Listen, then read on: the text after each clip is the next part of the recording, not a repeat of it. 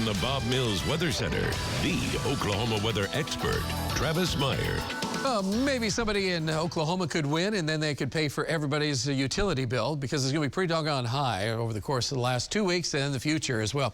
A few showers and storms. There's been a little bit severe weather across portions to our north, but this is dying down, but there could be a few isolated showers to greet in the morning. I better get out of the picture, because tomorrow, we're going to be in the picture, and we'll have our storm trackers. Some of our storm trackers will be there, our meteorology staff at Bob Mills. We want you to be there tomorrow, 10 to noon. The air conditioner will be on. It'll be a great time to be there, and it's their anniversary celebration as well. I even got an email that said it was their anniversary. And so looking forward to being out there. I've had some hay troubles this week. And I don't know if you're a rancher or farmer, but I've been missing wheels.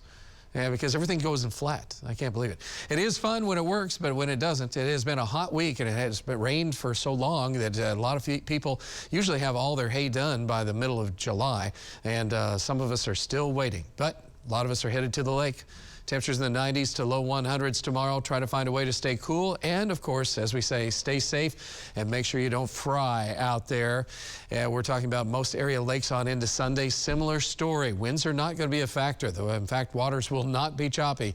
There'll be a very light breeze of only about 5 to 10 miles per hour for the most part. Few open areas could make it up to 15. The Illinois River, it's nice and cold water. Right now, 2.5 feet at Chewy and 5 feet at Tahlequah. That's a normal base flow, and that's what's going on right now. Should be good. Not much flowing in terms of water trying to get into Skiatook Lake at this point, because it's still a drought going on, even though we've had more rain to the north of Tulsa than to the south in the last couple of weeks.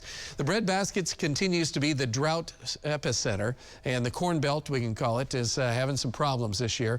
And down in central Texas, also having some problems. And we're going to continue to have problems in Texas and Oklahoma as we go through the next week, because there's that dome of high pressure which just kills all of our rain chance. We can get a sprinkle, and maybe we have a slight chance of a sprinkle possibly on Sunday, and maybe tomorrow morning in the northern tier areas, but that's about it. So today's high temperature is awfully hot across almost the entire central part of the country, and the southwest has been just horrendous. The east has been hot, but not too awful bad. Washington, D.C. was 96, which isn't good. So this dome of high pressure is just going to sit there and sit there and sit there.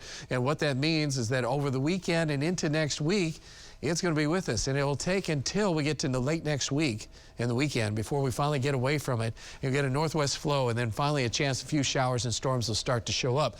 So there is hope, but we're going to have to make it a week to 10 days. Temperature still 90 in Tulsa at this hour. That's wild.